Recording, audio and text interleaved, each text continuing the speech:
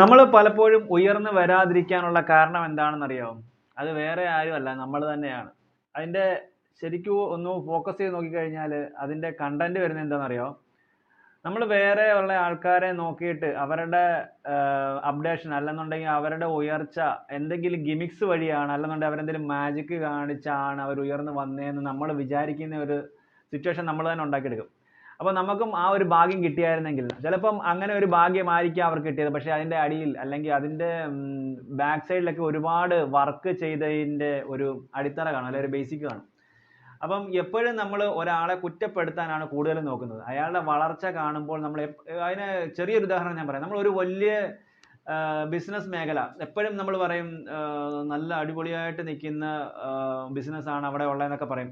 പക്ഷെ ഒരു നാളിൽ അത് എന്തെങ്കിലും ഒരു തകർച്ചയിൽ വന്നു കഴിഞ്ഞാൽ അതൊക്കെ അങ്ങ് പൊട്ടിപ്പോയി. ഇങ്ങനെ പറയുന്നതാണ് നമുക്ക് ഏറ്റവും കൂടുതൽ പ്രിയപ്പെട്ടത്. കാരണം ഒരാൾ നന്നായി ഇരിക്കുന്നതിനെക്കാട്ടിലും ബെറ്റർ ആയിട്ട് അയാൾ നശിച്ച് കാണുന്നത് ആഗ്രഹിക്കുന്നത്. കാരണം നമ്മൾ ഹൈറ്റ്സിലേക്ക് വരാനുള്ള ചിന്തകൾ ചിന്തിക്കുന്നില്ല, ബാക്കിയുള്ളവരെ എങ്ങനെ പറഞ്ഞ് നശിപ്പിക്കാമെന്ന് ചിന്തിക്കുന്ന ആൾക്കാരാണ് പലരും നമ്മളിലുള്ളത്.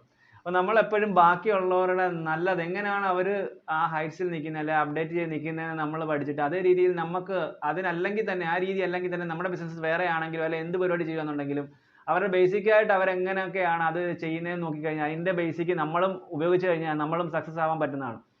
പക്ഷെ പലപ്പോഴും നമ്മൾ അത് ശ്രമിക്കത്തില്ല. നമ്മൾ അവരെ മുമ്പിൽ നിൽക്കുന്ന ആൾക്കാരെ കുറ്റം പറയാനും അല്ലെങ്കിൽ അവരുടെ എന്തെങ്കിലും കാര്യങ്ങൾ നശിപ്പിക്കുന്ന രീതിയിൽ സംസാരിക്കാനുമാണ് നമ്മൾ ഏറ്റവും കൂടുതൽ ഇഷ്ടപ്പെടുന്നത്. അതൊക്കെ എന്ന് മാറ്റുന്നു. പക്ഷെ ഇപ്പൊ ബിസിനസ്സുകാർ ഒരുപാട് സക്സസ് ആയ ആൾക്കാരെയൊക്കെ നിങ്ങൾ നോക്കി അറിയാം, അവർ ബാക്കിയുള്ളവരുടെ കോമ്പറ്റീറ്റർ ആവുന്നത് അവർ സ്വയമേ അതിന്റെ ഏറ്റവും ബാക്ക് സൈഡിൽ അവർ ഏറ്റവും കൂടുതൽ വർക്ക് ചെയ്തിട്ട് മാത്രമാണ്. അപ്പൊ നമ്മൾ ഏറ്റവും കൂടുതൽ ഔട്ട്പുട്ട് കിട്ടണമെന്നുണ്ടെങ്കിൽ നമ്മൾ വർക്ക് ചെയ്താലേ പറ്റത്തുള്ളൂ. വേറെ കുറ്റം പറഞ്ഞാലോ അല്ലെങ്കിൽ അവരെ പറ്റി അസൂയപ്പെട്ടിട്ടോ കാര്യമൊന്നുമില്ല.